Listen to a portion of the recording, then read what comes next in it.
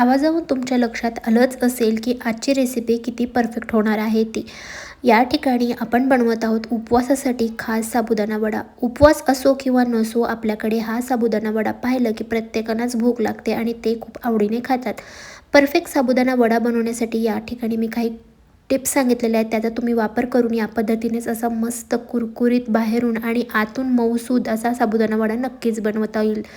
तर चला मग रेसिपीला सुरुवात करूया. साबुदाणा वडा बनवण्यासाठी आपण या ठिकाणी 2 वाट्या साबुदाणा रात्रभर भिजवून घेतला होता. चांगला मऊसूद आणि मोकळा या ठिकाणी साबुदाणा आपला भिजलेला आहे.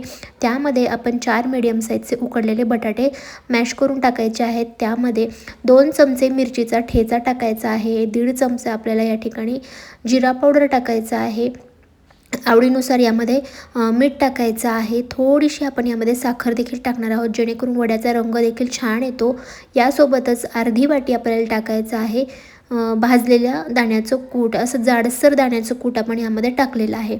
सगळे जिन्नस आता एकसारखे व्यवस्थित असं मिक्स करून घेऊयात. तर या ठिकाणी एकदम परफेक्ट मेजरमेंट मी तुम्हाला सांगितलेलं आहे. तर बघा, एकदम साबुदाणा वडा परफेक्ट होण्यासाठी ही एक ट्रिक आहे की या ठिकाणी असा मिश्रणाचा गोळा बनवून पाहायचा. एकदम व्यवस्थित गोळा होतोय, अजिबात त्याला क्रॅक्स पडत नाहीत. तुम्ही गोलाकारमध्ये किंवा चपट्या आकारामध्ये याचे वडे बनवून घ्यायचे. आता तेलाचं जे तापमान आहे जास्त कडकडीत गरम नको आहे, आपल्याला एकदम हलकं गरम हवं आहे. त्यानंतर यामध्ये वडे सोडवून घेऊयात आणि त्यानंतर तेलात वडे सोडल्यानंतर लगेचच त्याला हलवायचं नाही आहे. एखादं मिनटं त्याला एका बाजूने छान असं तळू द्यायचं आणि त्यानंतर अलगदपणे याला असं सोडवून घ्यायचं आहे आणि सगळ्या बाजूनी मस्त असा कुरकुरीत होईपर्यंत वडा आपल्याला तळून घ्यायचा आहे. तेलावरचे जे बुडबुडे आहेत ते जसे जसे कमी होत जातील तसं आपला या ठिकाणी वडा तळला जातो. तर या ठिकाणी बघा, मस्त हलक्याशा सोनेरी रंगामध्ये आपण या ठिकाणी वडे तळून घेतलेले आहेत.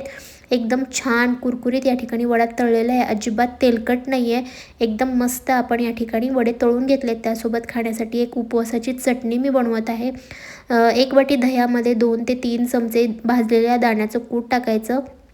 चवीनुसार मीठ आणि थोडीशी साखर टाकायची आणि एक तडका करायचा. त्यावरती थोडेसे जिरे आणि हिरवी मिरचीचा आणि हा गरम तडका आपल्या चटणीवरती टाकून घ्यायचा आहे. तर झटपट अशी वड्यासोबत खायला उपवासाची चटणी तयार झालेली आहे. ही चटणी तुम्ही साबुदाण्यासोबत देखील खाऊ शकता किंवा कोणत्याही पराठ्यासोबत देखील एक नंबर लागते.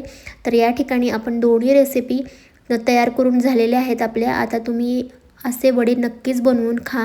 एकदम टेस्टी आणि हेल्दी आहेत. वरून कुरकुरीत आणि आतून मऊसूद असे हे वडे बनलेले आहेत. खूप वेळापर्यंत हे असेच कुरकुरीत राहतात, अजिबात वातड किंवा तेलकट होत नाहीत. रेसिपी आवडली असेल तर करून बघा. व्हिडिओला लाईक करा. चला तर पुन्हा भेटू, तोपर्यंत धन्यवाद.